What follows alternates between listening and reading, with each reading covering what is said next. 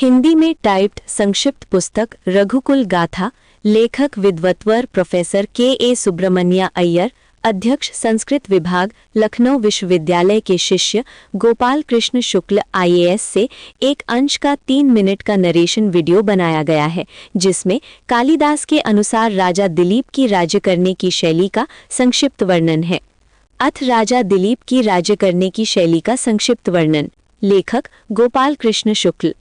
अति प्राचीन काल से भारतवर्ष में ये मान्यता चली आ रही है कि वैवस्वत मनु राजाओं में प्रथम राजा हुए और उनसे सूर्यवंश के अनेक राजा हुए।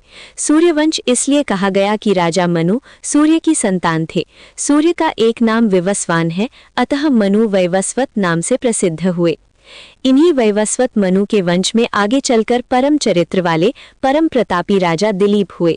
इनके राज्य का नाम कौशल था, जिसकी राजधानी अयोध्या थी।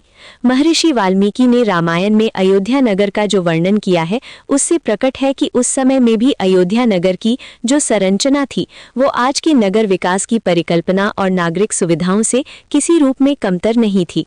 यहाँ पर हम राजा दिलीप की राज्य करने की शैली का संक्षिप्त वर्णन, जैसा कालिदास ने किया है, करेंगे, जो वर्तमान संदर्भ में हम भारतवासियों की चेतना जागृत करने की दिशा में उपयोगी है।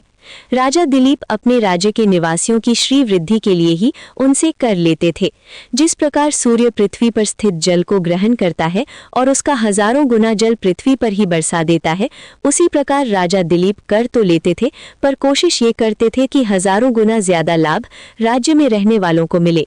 वे अपने राज्य के निवासियों को शिक्षित और अनुशासित करने तथा उनके भरण पोषण का समस्त उत्तरदायित्व इस सीमा तक निभाते थे कि वे ही मानो असली पिता थे और प्राकृतिक पिता माता केवल जन्म भर देने वाले होते थे। राजा दिलीप मंत्रियों सचिवों द्वारा दी गई सलाह गुप्त रखते। संपन्न कार्य ही ये प्रकट करता था कि अमुक कार्य करने की उनकी पूर्व योजना थी। वे पहले से ही अपनी कार्य योजना का प्रदर्शन नहीं करते थे, अर्थात सस्ती लोकप्रियता का अर्जन उनकी प्रकृति में नहीं था। राज्य कार्य में अति निपुण दिलीप प्रतिकार समर्थ अर्थात बदला लेने में सक्षम होते हुए भी क्षमाशील थे और आत्म प्रशंसा से बचकर रहते थे। वे अपना शरीर निरोग रखने के प्रति सचेष्ट रहते हुए आसक्ति रहित होकर राजसुख का भोग करते थे। सज्जन शत्रु भी उन्हें कटु औषधि के समान प्रिय था और प्रिय व्यक्ति को यदि वो दुष्ट हो तो वे इस प्रकार त्याग देते थे जैसे कोई सांप से डसी उंगली को काटकर फेंक दे। इन्हीं राजा दिलीप के पुत्र रघु थे। रघु ने आगे चलकर ये साबित किया कि वो इक्ष्वाकु वंश के श्रेष्ठ राजा होंगे और ये वंश उन्हीं के नाम से चलेगा। इति संक्षिप्त वर्णन।